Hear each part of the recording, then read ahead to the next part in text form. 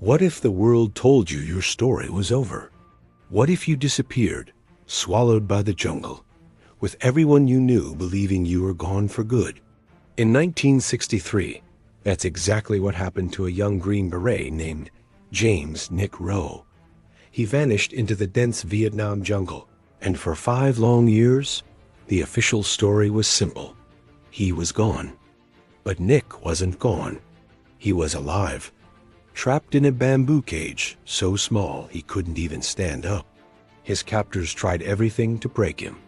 Starvation, beatings, and a crushing isolation designed to extinguish any glimmer of hope. Most people would have surrendered to the darkness. But Nick Rowe wasn't most people. He decided to light a fire. Trapped and alone, he turned his mind into a weapon. When they demanded his rank, he gave them a fake identity.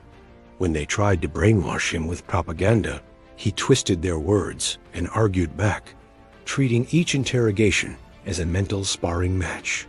He sharpened his mind daily, refusing to let it dull. Hope, in that cage, should have been the first thing to die. But Nick didn't just hope, he actively trained it. He protected it. Every sunrise wasn't just another day of suffering. It was a promise he made to himself. I will not die here. Not like this.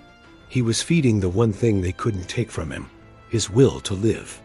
Then, after 1,917 days of hell, he saw his chance. It was a fleeting moment, a split-second opportunity for freedom. He didn't hesitate. He just ran.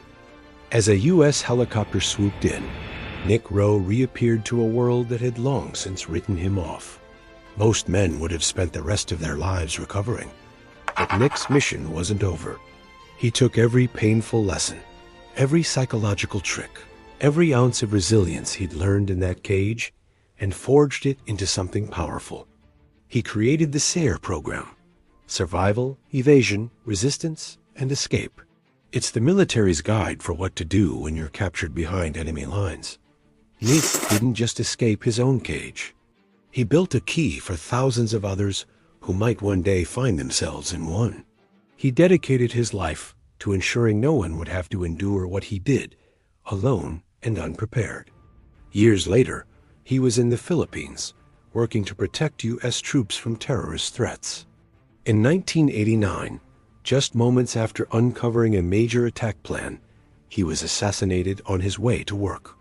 He survived a jungle, a cage, and 5 years of torture, only to die while protecting others. That's the definition of a warrior. Nick Rowe's true legacy isn't a medal you can pin on a uniform. It is in the heartbeat of every soldier who makes it home because of the knowledge he passed on.